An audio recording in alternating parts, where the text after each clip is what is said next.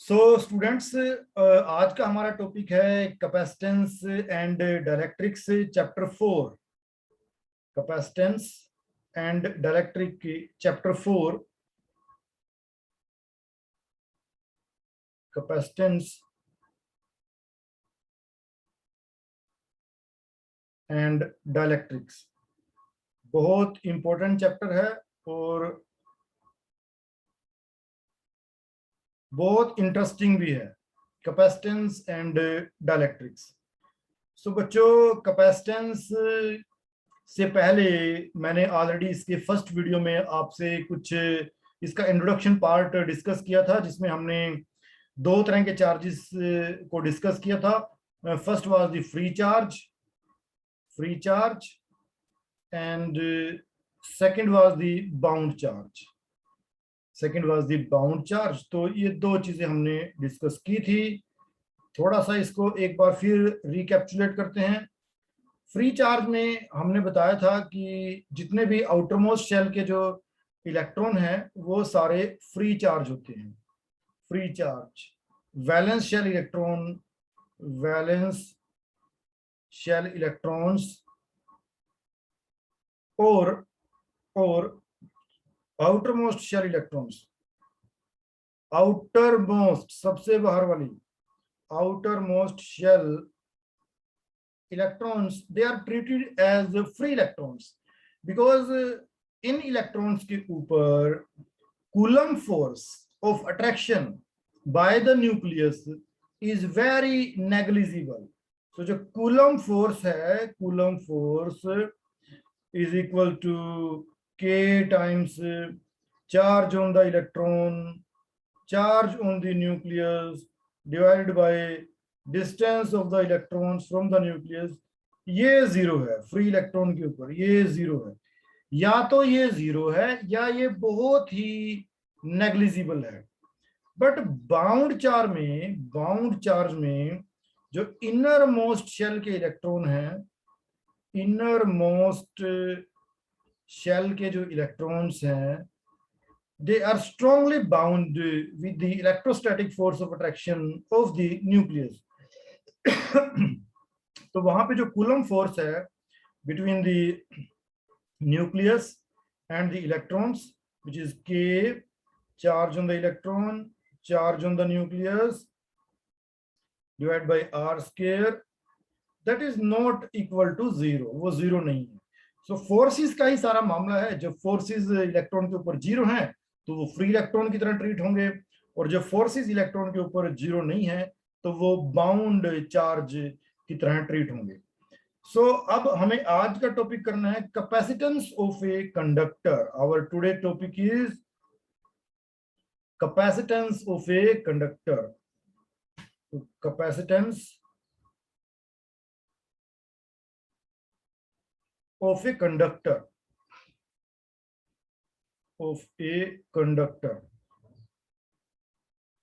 सो किसी कंडक्टर का कैपेसिटेंस क्या हुआ?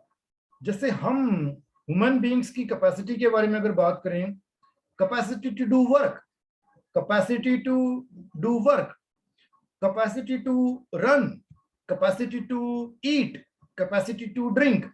अब एक आदमी एक दिन में 20 लीटर पानी पीता है और एक आदमी एक दिन में 10 लीटर पानी पीता है। सो ड्रिंकिंग कैपेसिटी 20 लीटर वाले की ज्यादा है, 10 लीटर वाले की कम है। ओके, सो कैपेसिटेंस मींस कुछ ना कुछ स्टोर करने की कैपेसिटी है। वाटर को स्टोर करने की कैपेसिटी है, या किसी भी फिजिकल एंटिटी को स्टोर करने की कैपेसिटी है ना।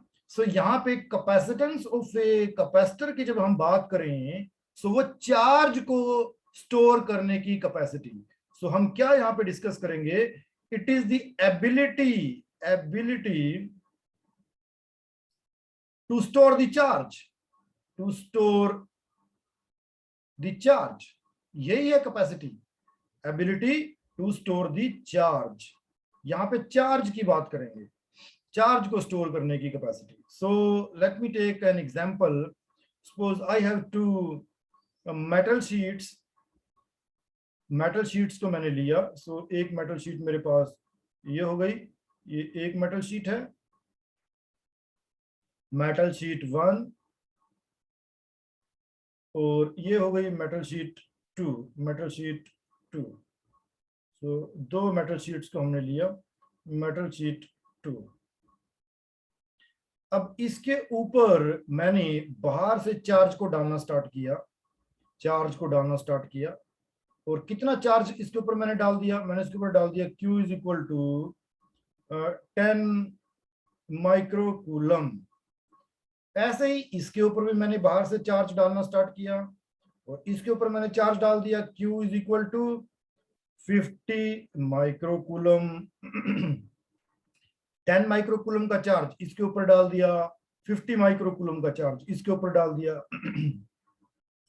सो अब जिसके ऊपर चार्ज ज्यादा है उसके ऊपर पोटेंशियल भी ज्यादा होगा।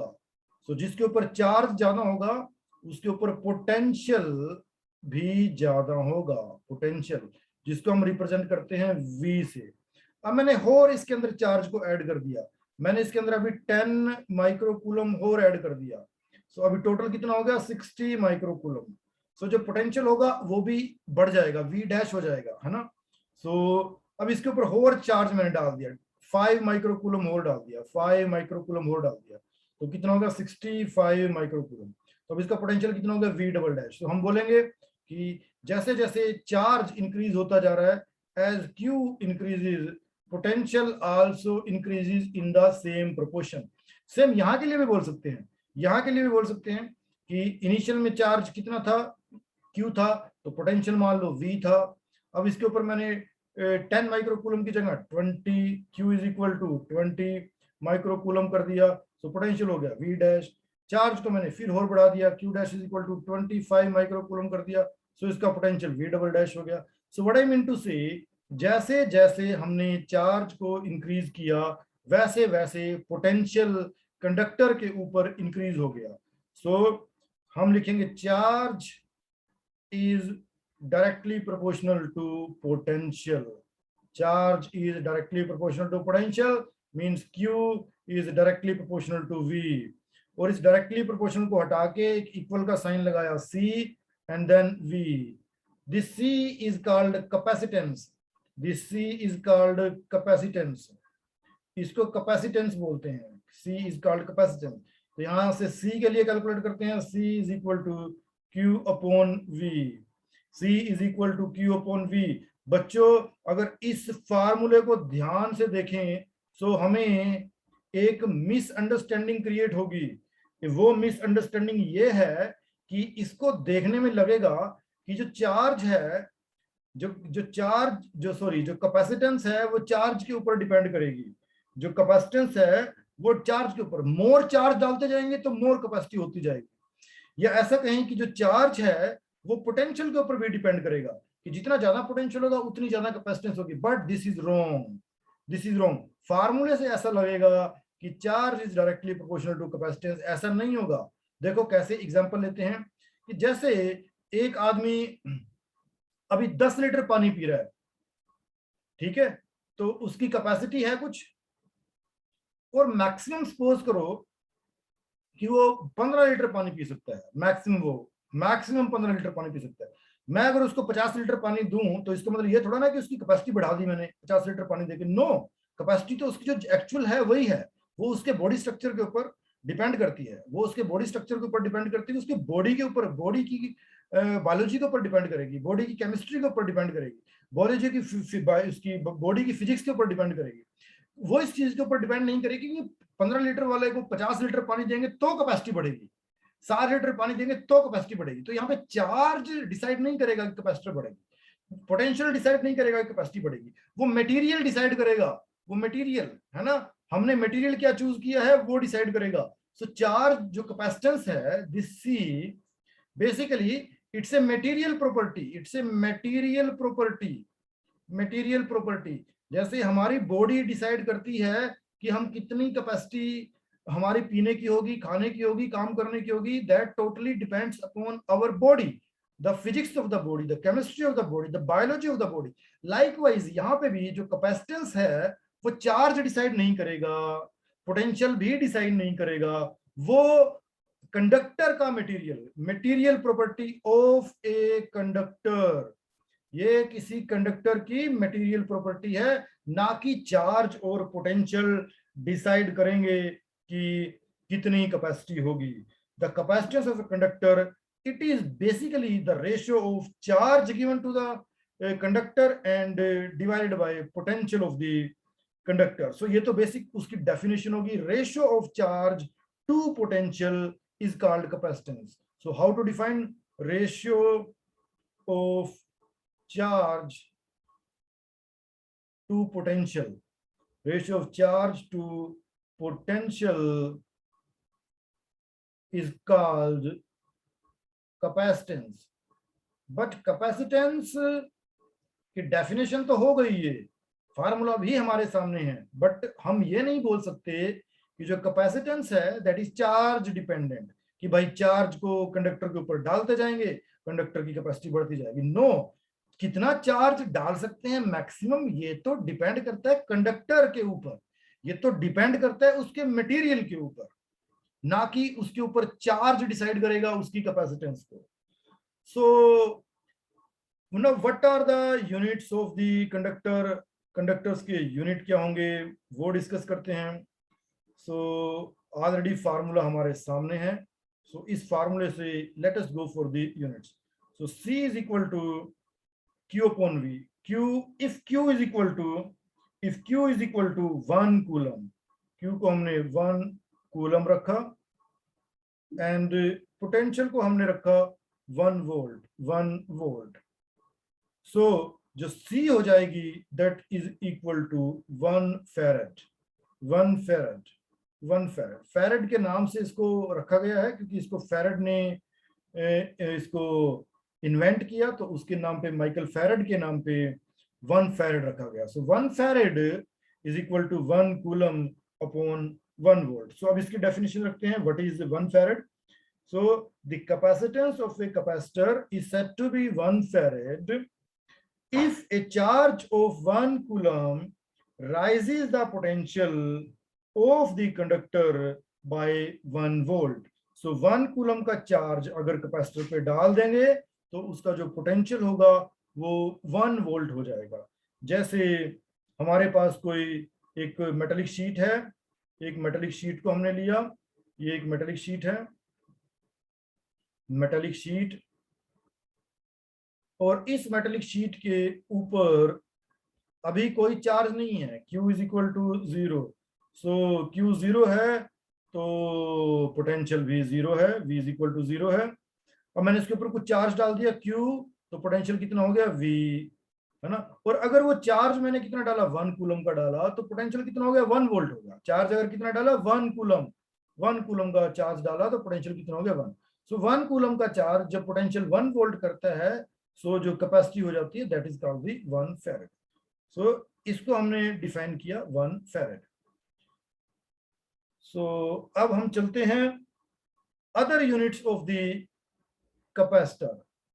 सो ये तो 1 फेरेड हो गया, इसके अलावा भी क्या कोई कैपेसिटर के यूनिट होते हैं? यस, इसके अलावा भी कैपेसिटर के यूनिट होते हैं।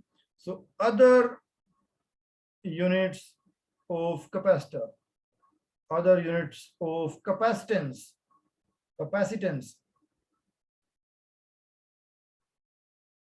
So like 1 microfarad, which is equal to 10 raised to the power minus 6 farad. 1 nanofarad, that is equal to 10 raised to the power minus 9 farad. 1 picofarad, PF is equal to 10 raised to the power minus 12 farad. So these are the other units or the small units of the capacitance.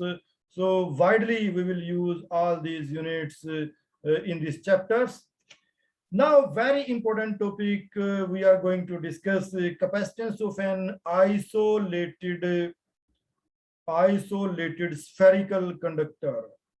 Very important, very interesting topic, capacitance of an isolated का मतलब क्या हुआ, only and only one spherical conductor, बाकी उसके आसपास कोई भी conducting body, conducting material नहीं है। आइसोलेटेड का मतलब बाहर की दुनिया से कट ऑफ। आइसोलेटेड जैसे केमिस्ट्री में पढ़ा है हमने, आइसोलेटेड सिस्टम। आइसोलेटेड सिस्टम का मतलब in thermal equilibrium with the surrounding, कि सराउंडिंग के साथ किसी तरीके का कोई भी हीट एक्सचेंज नहीं होगा। तो यहाँ पे जो आइसोलेटेड है स्फेरिकल कंडक्टर, तो टॉपिक है हमारा कैपेसिटेंस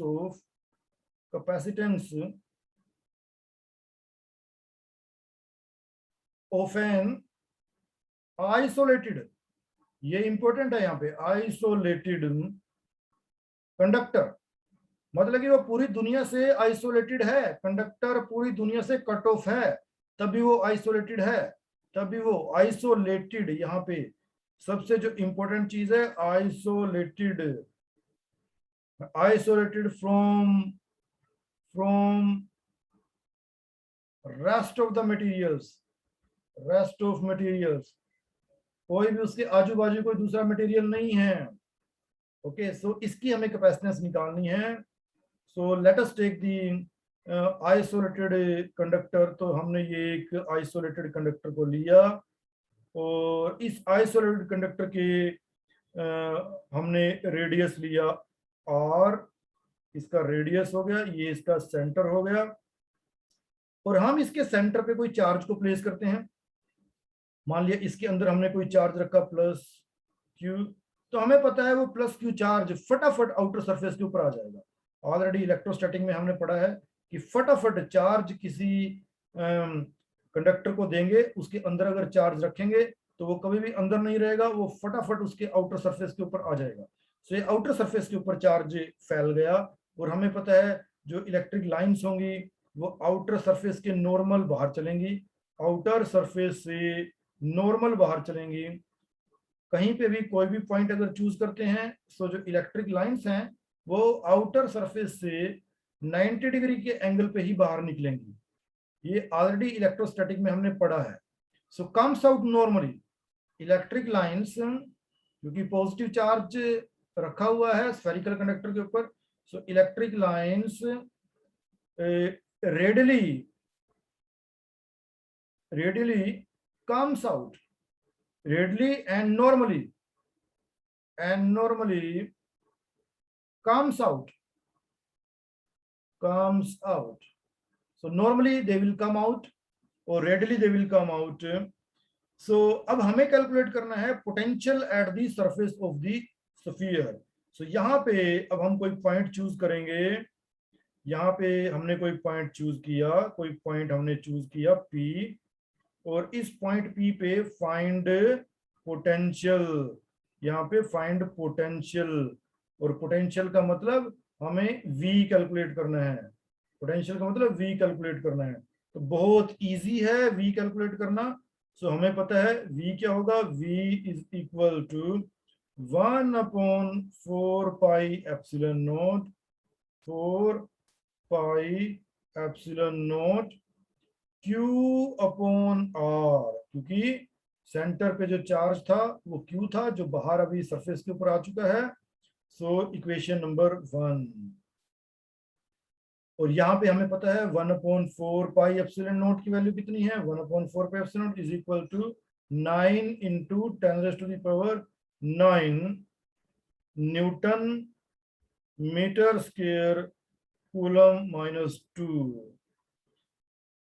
और अब हमें ये भी पता है कि कैपेसिटेंस का क्या फार्मूला होगा, capacitance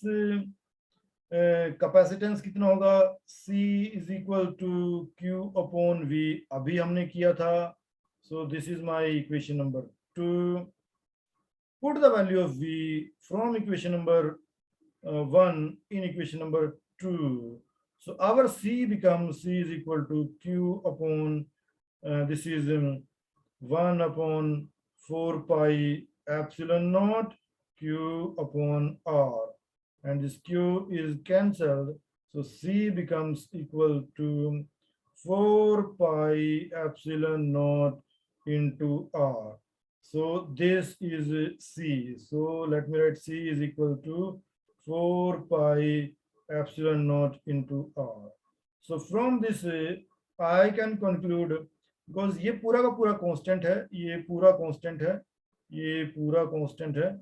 So from this I can conclude C is directly proportional to R.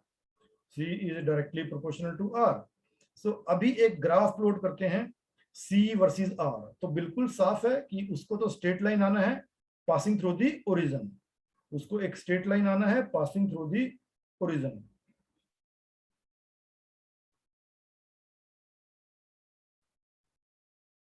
So graph plot करेंगे तो C versus R, and this is our origin. So we will get a straight line passing through the origin, and this straight line, this is straight line passing through the origin. So C is directly proportional to R. So now अब C हमारे पास, let us go back to the same formula. C is equal to 4 pi epsilon naught, and we also know that 1 over 4 pi epsilon naught is equal to 9 into 10 raised to the power 9. So from here I can find out the 4 pi epsilon naught. So 4 pi epsilon naught is equal to 1 upon 9 into 10 raised to the power 9. So I can substitute. So now C becomes equal to R upon 9 into 10 raised to the power 9. So this is the capacity of an isolated spherical capacitor, and this capacity is directly proportional to radius. So let me take one more example.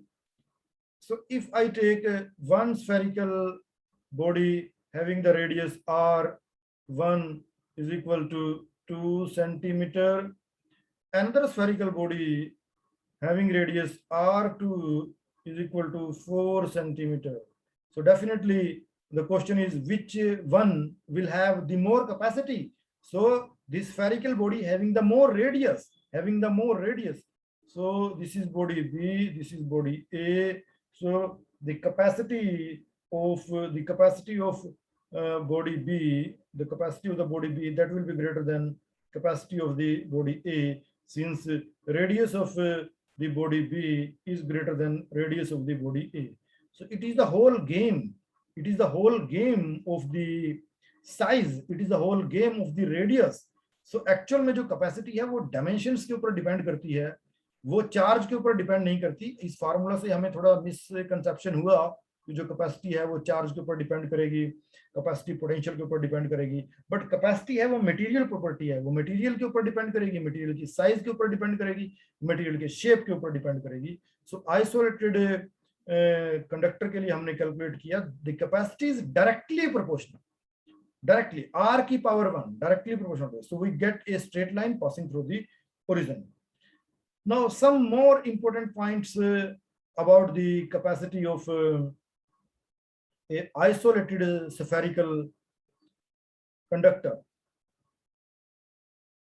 कुछ और important point discuss करते हैं.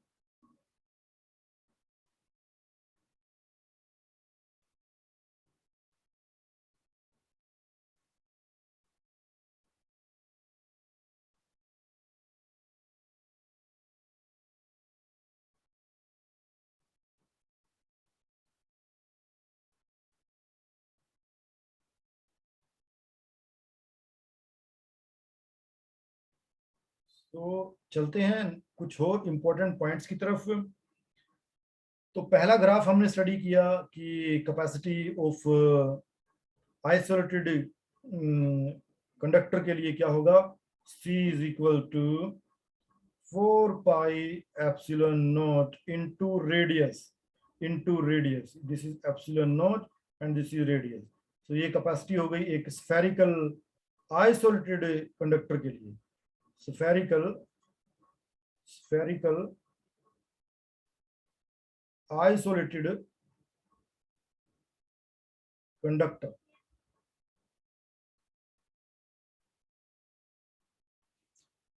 So अब हम अगर ये हमारा spherical isolated conductor था जिसका रेडियस हमने लिया r और कैपेसिटी आ गई C, और इसके ऊपर चार्ज था, वो था Q।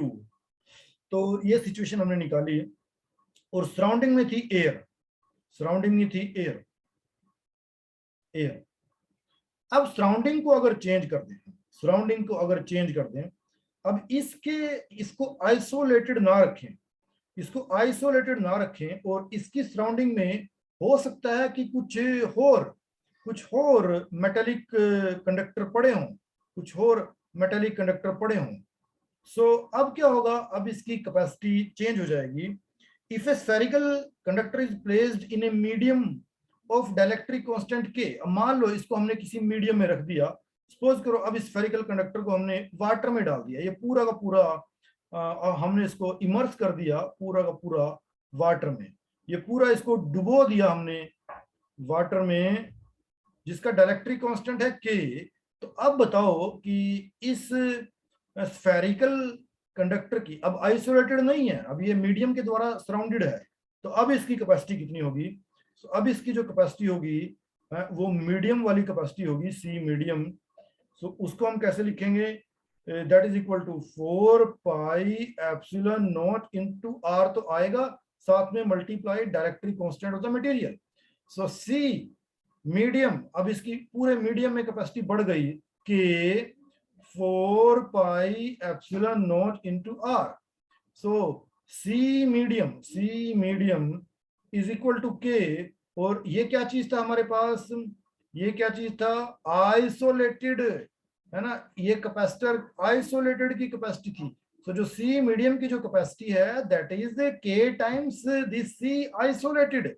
आइसोलेटेड कंडक्टर की कैपेसिटी को के साथ मल्टीप्लाई करेंगे, सो हमारे पास मीडियम की कैपेसिटी निकल आएगी। So from this we can conclude, ये तो फिक्स है, ये तो फिक्स है, so we can conclude C medium is directly proportional to K। अब इसका अगर ग्राफ प्लॉट करते हैं, सो यहाँ पे रखेंगे K डाइलेक्ट्रिक कांस्टेंट, और यहाँ पे रखेंगे C medium. So again we get a straight line passing through the origin। So ये भी हमें एक स्ट्रेट लाइन मिलेगी यहाँ से। So C is directly proportional to K। So अब एक और टॉपिक को हम डिस्कस करेंगे, बट वो टॉपिक हम अपने नेक्स्ट सेशन में लेके चलेंगे, potential energy of a charged conductor. What is the potential energy? So बच्चों, अभी तक हमने किया कैपेसिटेंस के बारे में। कैपेसिटेंस क्या चीज है? कैपेसिटेंस बेसिकली एक मटेरियल प्रॉपर्टी है। किसी भी कंडक्टर की जो कैपेसिटेंस है, किसी भी कंडक्टर की चार्ज को स्टोर करने की एबिलिटी है, वो उसके मटेरियल की प्रॉपर्टी है। चार्ज या पोटेंशियल डिसाइड नहीं करेंगे किसी भी कंडक्टर की कैपेसिटी को, ये उसकी मटेरियल की खुद की प्रॉपर्टी है, मटेरियल के ऊपर डिपेंड करेगा, मटेरियल के साइज के ऊपर डिपेंड करेगा। Different materials have different properties, so different materials they have different capacitance. So different materials, they have different properties, different materials, they will have different capacitance. So purely the capacitance is a material property। Second हमने discuss किया capacitance of an isolated spherical capacitor conductor। उसके लिए हमने निकाला कि capacity of an isolated conductor that depends upon the radius। More is the radius, more is the capacity। More is the radius, more is the ability of that spherical body, isolated body, to store the charge। So students, that's all for today। Okay Anjali, okay Raj, thank you sir। okay, so that's all। खुशी? yes sir। हाँ, अब मैं वो जो आपने ball के बारे में डिस्कस किया था सिंपल हार्मोनिक मोशन के लिए या ऑसिलेटर के लिए, ट्राई करना कि बॉल का साइज छोटा हो, ट्राई करना बॉल मेटेलिक हो, छोटी सी बॉल हो, मेटेलिक बॉल हो, क्योंकि जब हम उसको स्विंग कराएंगे तो मेटेलिक जो बॉल है उसका इतना मास होगा कि वो एयर रेजिस्टेंस को ओवरकम कर पाएगी। अगर हम प्लास्टिक बॉल को यूज करते हैं तो प्लास्टिक बॉल को एयर रेजिस्टेंस काफी फेस करना पड़ेगा, जिससे हमारी कैलकुलेशन में जी की वैल्यू निकालने में गड़बड़ हो सकती है। So take the small ball, ताकि स्विंग कराते टाइम एयर रेजिस्टेंस कम से कम हो। जितना एयर रेजिस्टेंस कम से कम होगा वो बॉल के साइज के ऊपर होगा, बॉल का साइज कम होगा तो एयर रेजिस्टेंस कम होगा। एयर रेजिस्टेंस कम होगा तो टाइम पीरियड बिल्कुल सही आएगा, टाइम पीरियड सही आएगा तो एक्सेलरेशन ड्यू टू जी की वैल्यू भी सही आएगी। ओके खुशी, that's all for today. Sir उसको लटकाने के लिए भी तो चाहिए होगा ना कुछ ऊपर, तो वो मिल जाएगी उसके लिए हम मेटल की बाद में बॉल। डिस्कस करेंगे, उसको थ्रेड से करना है और किसी बंद बॉक्स में करना है ताकि एयर का जो फ्लो मोमेंटम ऑफ एयर वो उसको इंपैक्ट ना करे। That we will discuss later on in the school. Okay bye.